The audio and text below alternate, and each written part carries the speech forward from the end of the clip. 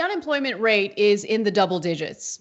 Our economy is horrible. It is absolutely terrible for the vast majority of Americans because we have an unemployment rate of 13.3%. And that's if you're looking at the measure of the economy, of the unemployment rate, that's actually a lot friendlier to our government and the business community.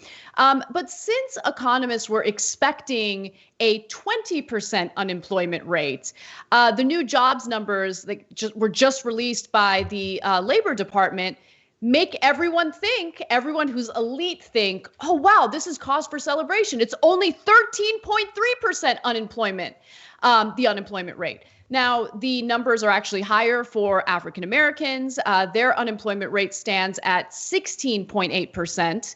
But I just want to do a quick distinction. Every once in a while when we talk about jobs reports, we do mention this, but I want to do it in greater detail so you guys understand where we really are right now as a country when it comes to the number of unemployed Americans who need help. Okay, so the real unemployment rate, which is referred to as U6, is a broader definition of unemployment than the official unemployment rate, also known as U3.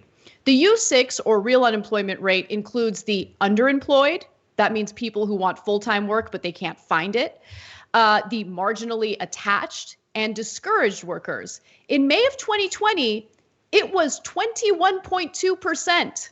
That's almost as bad as a 25% rate during the Great Depression. Just something you guys should keep in mind as you watch the disgusting videos we're about to show you of all these elitist cable news hosts and politicians celebrating these horrible numbers as Americans suffer. Brett put together a great montage to show you, it just juxtaposes the situation or the lives of the elites compared to the rest of us. Take a look. Stupendous number. It's superb.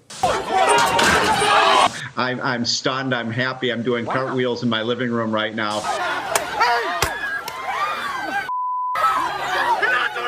It's such great news for the American people. Look at this market up 660 points on the Dow.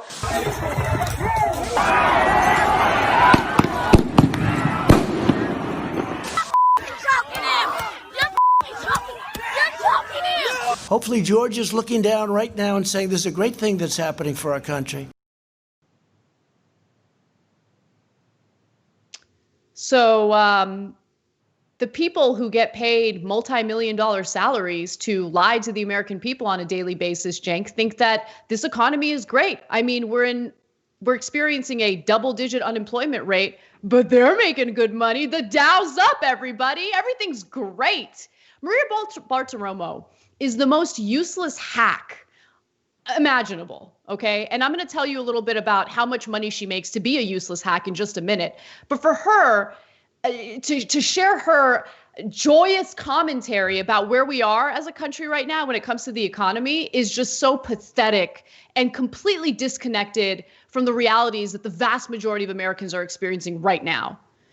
So there are two different issues here. One is celebrating your beloved stock market in the middle of the chaos that we're living through here. Coronavirus, 110,000 dead, all these people unemployed, the protests, the police brutality. And the minute the stock market starts going back up, they're like, yes, cartwheels. Who cares about anything else? Money, money, money, money, money. Okay. Now, the second part of it is, so in May, the job numbers went up $2.5 million. So let's just talk about that without even the context of the protests or anything else. 2.5 million people now have jobs. But that's because over 20 million people lost jobs. We still have 21 million at a minimum unemployed. Like the most conservative way of counting has 21.5 million people unemployed. So as the economy reopens, of course we're going to hire people like bartenders and waiters and construction jobs and hospitality, people who work at hotels as the hotels open back up. But they make it sound like, oh my God, we're back, everybody. We're back. Okay. So we regained 2.5 million out of, you do that math, out of 24 million. And again, those are the most conservative numbers. And they're like, oh no, that's it. Chris Wallace today talking about how Donald Trump's reelection chances are now much better off. oh, thank God, the only thing that matters is your beloved Donald Trump. And Chris Wallace, the guy who from time to time challenges Trump on Fox News, but they can't help it because, well, number one, whenever they see like even the tiniest little like uptick, they blow it out of proportion. Like, oh my, it's as if we lost 1 million jobs and then gained 2.5. No, we regained 10% of the goddamn jobs, and you're doing cartwheels over that. So every time we regain some of the jobs, these guys are going to be back out doing cartwheels and doing propaganda on behalf of Donald Trump. But understand why they're actually happy. What goes to Anna's point. It's because the stock market's back up and they're all getting richer. That's why they're That's all they care about. themselves with joy. It's all they care about. Doesn't matter if there's absolute chaos on the streets. Doesn't matter if hundreds of thousands of Americans are dying in the middle of this pandemic. How's the Dow doing? That's all that matters. Here is a clip of Maria Bartiromo talking to Stephen Moore about the state of the economy. One policy takeaway from this, there is no need for a phase 4 plan. Stop spending money, Washington. We're done with it. Do a payroll tax cut and then be done with it. We don't need more government spending. I do want to mention we're having a challenge in manufacturing, though, because many of those jobs that are coming back, even in automotive, the suppliers, just manufacturing in general, are the lower wage jobs. And those employees are making more money on unemployment, and it's very difficult to get people back to work. So to Steve Moore's point, we don't really need the stimulus right now. We've been railing on this idea that the unemployment benefits and that $600 going to people who are staying home, and in some cases that's allowing those people to make more money while they're staying at home. And that program is in place until the end of July. So why come back when everybody's trying to reopen when you're making more money sitting at home? All right. Hey, bitch, how much money are you making? All right. You're judging people who need unemployment. Oh, $600 a week. Oh, look at, don't you think it's a little bit of an issue that the employers don't want to pay their workers a living wage? Isn't it a little bit of a problem when making $600 a week, okay, through unemployment means you're better off than working for the scum out there who refuse to pay their employees a living wage? Let's talk about what Maria Bartiromo makes to be a complete and utter failure at her job. Multiple sources indicate she makes around $10 million a year. $10 million a year. So let's assume she works 7 days a week, which is laughable. But let's just assume she does. That means she makes $27,397.26 per day. If she gets 6 hours of sleep a night and she works the rest of the time, she's making $1,522 for every waking hour. And like, does she think she's a hard worker? I mean, she's just a mouthpiece for the elitist scum that has led this country into complete and utter chaos, okay? She's nothing more than a propagandist, and she's sitting there judging people who need government help right now because they've lost their jobs in the middle of a pandemic. And Stephen Moore, cut it out with this talk of, stage 4 stimulus. Because even if we have literally tens of millions of Americans who are still unemployed, we don't need to help them out.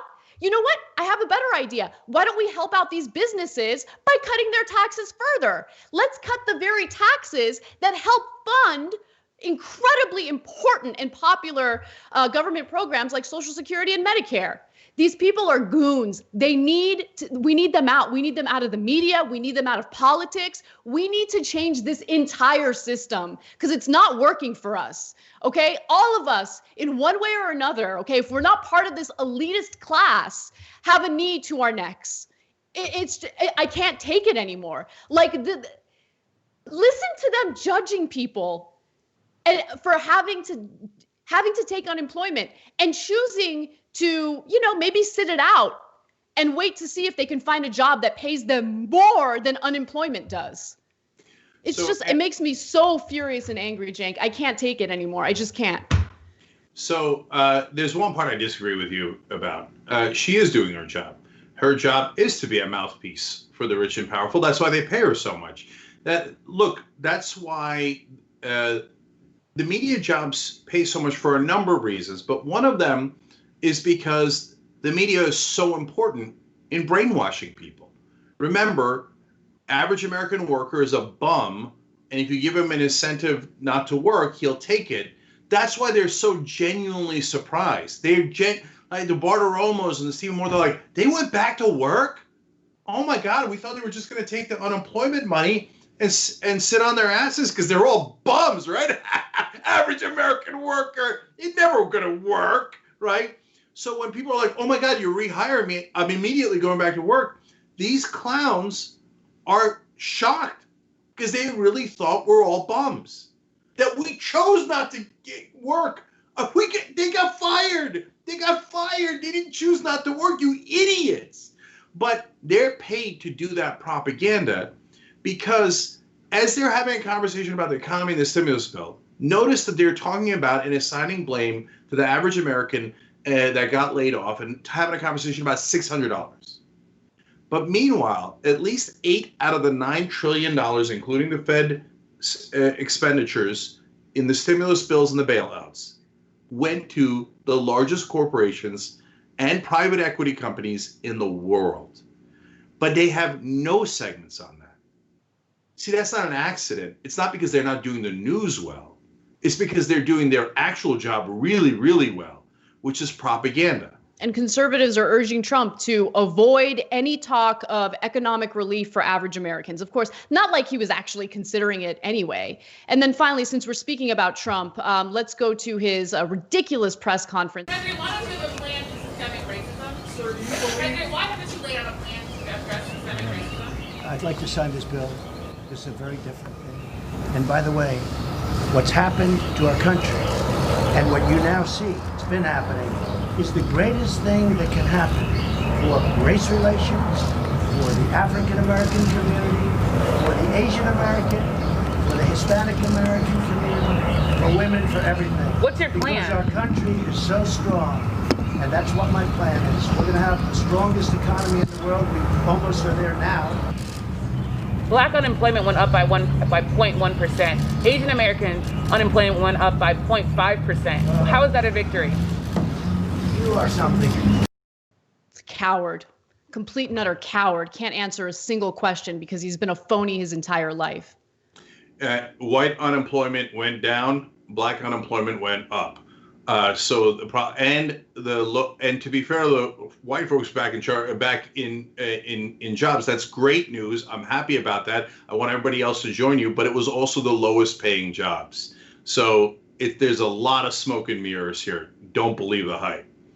Okay, guys, we have an amazing postgame. You got to watch the postgame. There's so much news there. TYT.com/join, plus happy half hour afterwards, and the join button below on YouTube if you want to participate that way. We'll see you there in a minute. Thanks for watching The Young Turks. Really appreciate it. Another way to show support is through YouTube memberships. You'll get to interact with us more. There's live chat emojis, badges. You've got emojis of me, Anna, John, JR. So those are super fun. But you also get playback of our exclusive member-only shows and specials right after they air. So all of that, all you gotta do is click that join button right underneath the video. Thank you.